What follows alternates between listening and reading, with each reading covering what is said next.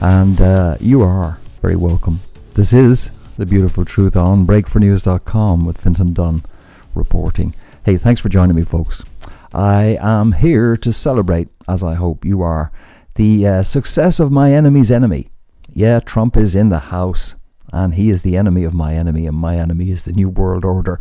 And let's get some of the fun stuff out of the way first. And the fun stuff was Kellyanne Conway on Meet the Press, and the media wondering, why would Donald Trump go to the CIA and then start talking about the media and the size of the crowd? I'll tell you why in a moment, but listen to the befuddlement and what happens. People haven't seen. What I don't understand is why he's litigating this. Why stand in front of a memorial at the CIA? What else did he say at the CIA, though? Sizes? You don't want to talk about the rest of this, what he said at the CIA. First of all, his very presence at the CIA sent a great message to our men and women, our brave men and women in the intelligence community.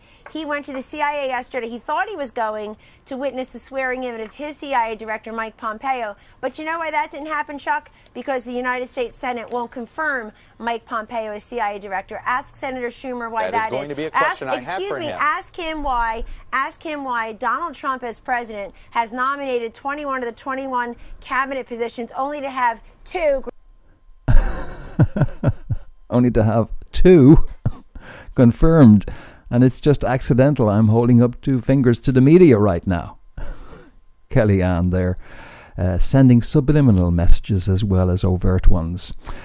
So you see, that's why, because declaring war on the media was job 1.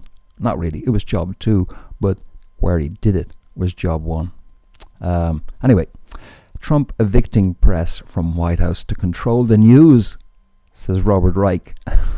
Robert Reich, what an appropriately named individual to have served in a Clinton administration. And he's saying that, tyrants don't allow open questioning. They hate the free press. They want total control. Well, I tell you what, we are in a new era, as even Robert Reich admits, the reign of King Trump. No, you mean the end of the reign of the NWO and the stooge media, owned entirely by the New World Order agenda. Now, Donald Trump's speech at the CIA was lamented also by the Guardian newspaper in the United Kingdom. The Guardian is effectively a press office for the CIA. I mean, how do you think they secured this Blairite labor they created? An intelligence creation. And The Guardian, as I say, it's virtually a mouthpiece for the agency, which makes, not all the time, but when they touch on intelligence-related issues, I've yet to see an article that wasn't written by the agency on intelligence issues in the Guardian. Anyway, according to The Guardian, Donald Trump, he may have thrown fuel on the feud with the CIA through what he apparently attended as a peace offering. So they were saying he was going to the CIA as a peace offering, having dissed them on the way there. So John Brennan proclaimed himself deeply saddened and angered at Trump's despicable display. Well, you see, what are you going to do when you finally make it to the White House? Well, you make a beeline for the intelligence services, really. That's your first stop. Because if you don't control or have the support of the intelligence services, you're wasting your time. Democracy only looks as good as the intelligence services let it look. Do you know what I'm trying to say here? Connect the dots. Vladimir Putin is a KGB agent. Now, I'm not saying that his interests and the interests of the KGB are ad idem, or that there is some dark conspiracy behind him or whatever, but if you don't have your roots laid down in the intelligence community, you can forget it.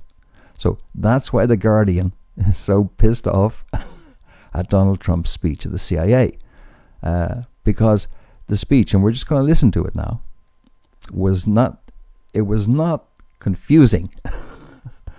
Trump had been saying that it was the leadership of the CIA were the problem, and that the moment he was in there, he was cleaning house.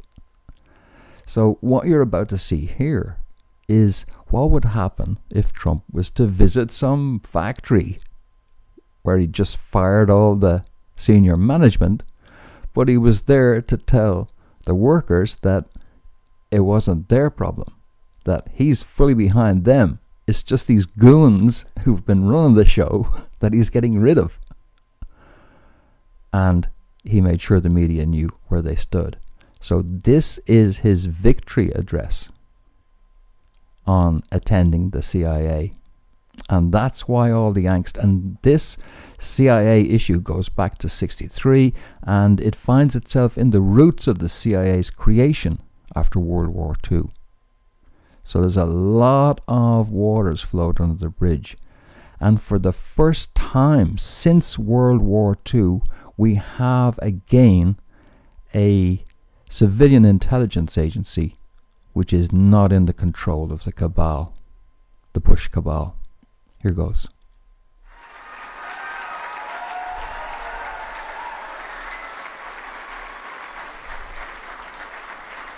Well, I want to thank everybody. Very, very special people. Very, very few people could do the job you people do. And I want to just let you know, I am so behind you. And I know maybe sometimes you haven't gotten the backing that you've wanted. And you're going to get so much backing. Maybe you're going to say, please don't give us so much backing. Mr. President, please, we don't need that much backing. We were unbelievably successful in the election with getting the vote of the military. And probably almost everybody in this room voted for me, but I will not ask you to raise your hands if you did. But I would guarantee a big portion, because we're all on the same wavelength, folks. We're all on the same wavelength, right? As you know, I have a running war with the media. They are among the most dishonest human beings on earth. Right?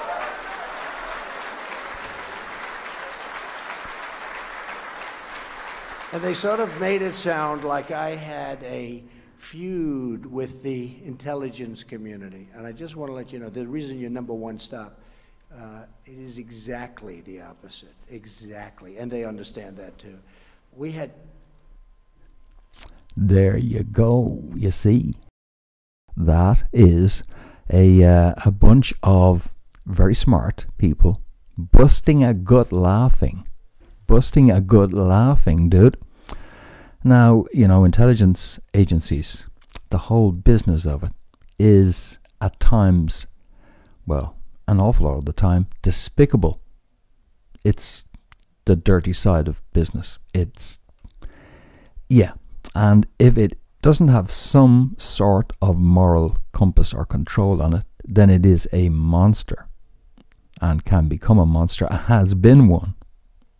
So, you know, they're busting a gut laughing. He's got him on side. The old leadership is out, and he has secured, this is the equivalent of Vladimir Putin going to KGB headquarters as his first stop after getting elected. You know what I'm saying? And if that had been going down in Russia, people have been talking about, yeah, there he goes, you know, look, hey, the KGB are running the place. Yeah, look, first place he visits. Now, of course, Trump didn't want that kind of talk. In fact, he didn't even want people thinking in those ways. So what he did was he smokescreened, as usual, which is a really favorite Trump thing. He smokescreened his visit to the CIA by using it to attack the press, so that the press would then jump on that bone. He tosses them bones. He's trolling the press. You know who isn't laughing, though? Well, of course I was, but whenever it looks like Poppy Bush is about to die, I start, you know, it cheers me up for a while. And, you know, then the bad news comes through that, George H.W. Bush now breathing on his own. Shit. Oh, well, we live in hope. You know, it's highly appropriate that we have that happening at the same time as we have this happening. If this guy had died first and then this guy ends up at the CIA, you know, that would be a sort of natural order of things. But in a way, I'm not unhappy that Poppy Bush is around to witness this, is around, Poppy, to witness the empire you created be dismantled. And perhaps pretty tellingly, in a tweet, the Bushes actually said that they were interested in the inauguration doings, and they were very happy that President Trump had went to see the men and women of the CIA. It really must have killed him to say that. But, you know, they can't really take it. This, believe it or not, is George Bush on Instagram put this up to say, you know, your prayers are working. 41 and Mom are doing much better today and fighting on. I don't know, did he ever have a bronchitis problem? Or was that just a way of getting back in the headlines at the same time as the usurper who had the temerity to show up at the steps of the CIA, an institution which this fucker has controlled ever since he was himself director of the CIA, always part of the inner cabal, and had his stooge idiot son continue the line, which then continued on through Barack Obama, who has always said what an admirer of George Bush's foreign policy he is. So that's what's coming to an end with the arrival of this guy. And I might as well say that as a judgment call, I don't think he could have got to where he got to without military intelligence support. You know, so if you look at what's happened, and if you look at the key support he has got in certain sections of the military, then it's clear that what's the old phrase that was used by Lyndon Johnson about J. Edgar Hoover? It's probably better to have him inside the tent pissing out than outside the tent pissing in, right? So Trump has got quite a few people inside the tent because otherwise you just get pissed on by all the people gathered around you in the tent with the audacity to come to try and take on the entire power structure. You got to be kidding me. They would just eat him up. He's had to have people inside the tent, and that tent has included, I think, military intelligence with a broad sort of non-New World Order scope to it in order to get this far. So there has been a counter coup on, folks, and I think it put itself together when this guy started to have an effect. That's when it put itself together. And I think from that moment on, he got military intelligence support. So there you are. And the first president since Kennedy not to be in some way a mere pawn of this skull and bones cabal, which has been in power forever. Now, you wouldn't think, listening to the surface level analysis you're getting in the mainstream media, that this is the true underlying story, that we are seeing the collapse of an intelligence-led, stinking dirty intelligence too, cabal, which has been in power and which is now dethroned. Them were the days, so why don't you just go ahead and die already? But of course, they won't go gracefully. At least some of them are fighting a rearguard action. And we have some rather, I'll come back to that one. Let's take this one here. Soros gave nearly $90 million to Liberal Women's March partners, and goes through a list of various Soros organizations participating in the march, and all the cash they've gotten off of the CIA. I mean Soros. Oh, it's the same thing. You know, there are two constituencies which have been cultivated by the agency and created. One is the peculiar brand of weird feminist. You know, just because men can be dicks, okay, which I will admit freely, doesn't mean that the world should be run by dykes. It's not a cure, really. And there is a sort of a post-feminist revolution coming, I think, which will you know, value things like babies and families and stuff. You know, but all of that has been a creation of the CIA. That's why you're seeing them being deployed now. And of course the climate change movement and all of that stuff. All of that has been another agency creation. So very interesting to see all that. And very interesting to see this Women's March on Washington and the coming age of feminism. See, that's more of the same. Militant feminism. Yeah. And militant feminism is like... it's like one of these contradictions in terms.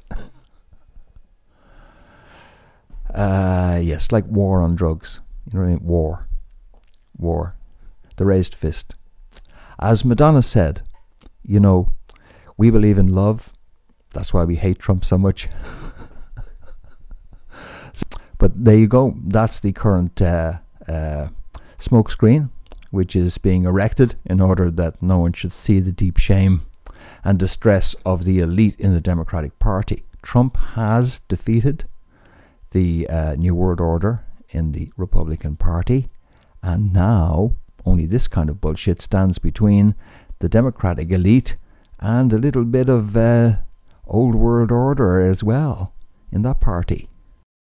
Terrific. And you know another reason why Trump did what he did, by going to the CIA and starting a fight with the media deliberately. You know, as I say, he throws them a bone. Usually it's they salivate over the bone because it's a nice juicy one. They think they can get him on. They keep falling for that one. We'll get him on this. No, we'll get him on this. Dummies. By trying to get him, you're playing the game. He's trolling you. But he trolled them because he knew he'd be changing the conversation within 24 hours. So all people would remember was that them and the media were fighting Trump and Trump was giving it back. Exactly what he wanted to do. Smoke screen what just happened at the CIA. And also he knew he was going to change the agenda on Monday. Here we go. Skinter's already posted about it in the Break for News forum there. And as Skinter said, he's doing it. The Trans-Pacific Partnership. He's only fucking doing it. The globalists are shocked. Do you think it's genuine kicking the globalist teeth? It certainly looks like one. That's him signing it there. And it's a done deal. So there are elements to this. There are people inside the tent who I'm not entirely happy with. I wish we could get a different kind of tent. But right now, you know what? I'm celebrating the downfall of a goddamn empire which has been and which has caused so much grief. I'm not saying things are going to be perfect, and I'm not saying there's still a million miles to go in terms of reforming the money-purchased best democracy money can buy in the United States. But hey, the downfall of the old order is now secured, and the TPP that's starting to drive the old stakes into the vampire's heart here. All right, I'll be back with more on this as we get meaningful developments, and also catching up on some other stuff which isn't to do with Donald Trump. I hope you'll join me for that. But in the meantime, support our sponsor, neemwell.com. And I'll see you soon. This has been Fintan Dunn reporting.